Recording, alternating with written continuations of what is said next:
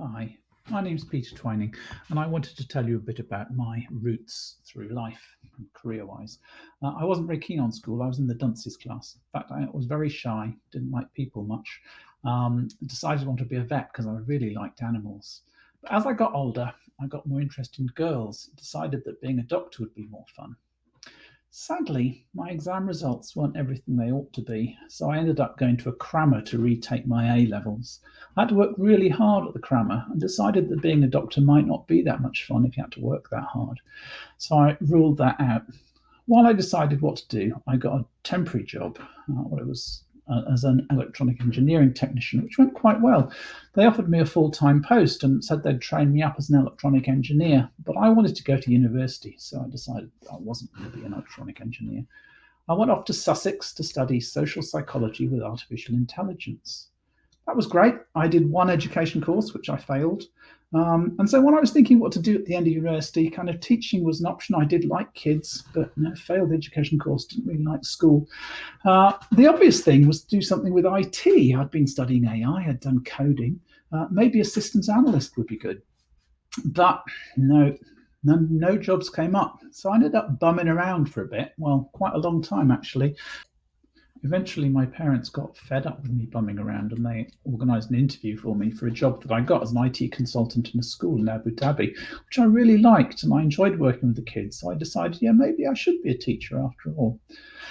So I came back to England and I applied to do teacher education to get trained as a teacher. And while I waited to get on a course, I got a job as a database manager with an educational consultancy firm.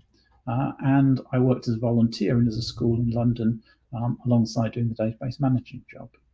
Eventually, I got into teacher education at Frobel and I qualified as a teacher, got a job in London as a teacher, and worked there very happily for about 5 years, and then decided I wanted to move out of London. So I applied for 3 jobs in primary schools outside London, but sadly, I didn't get any of them.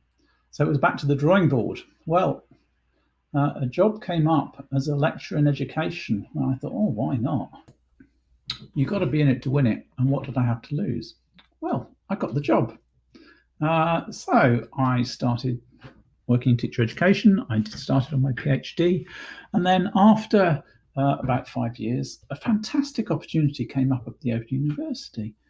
They were looking for a whole tranche of people, 33 people, to help them enhance their use of digital technology. So this was in 1995.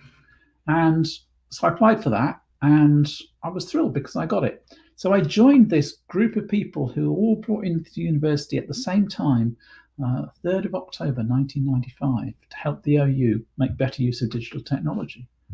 And I had a fantastic time because the OU had such amazing facilities and such fantastic support. I was working with software developers and BBC producers and academics, and it was just amazing.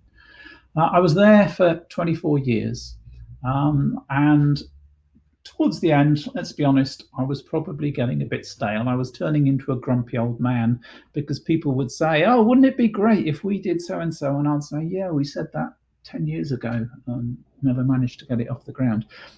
So I was kind of thinking, so what am I going to do now? And the obvious option was to retire.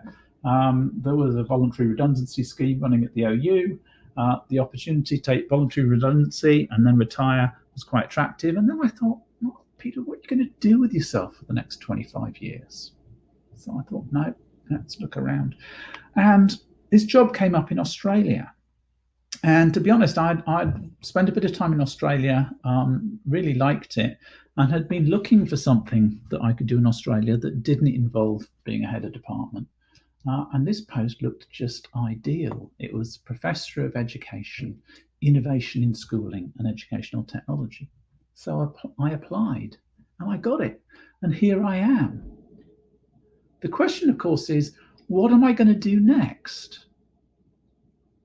Because who knows what might turn up and what opportunities there might be to do the things that I'm really passionate about, which is about changing what happens in school.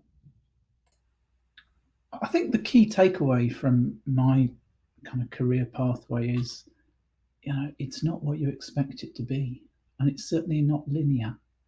And it depends a bit on serendipity. Your parents getting fed up with you bumming around and a job turning up that's just the perfect match. So I guess the important thing is not to commit too early, carry on learning all the way through your life, and take advantage of the opportunities as they come your way.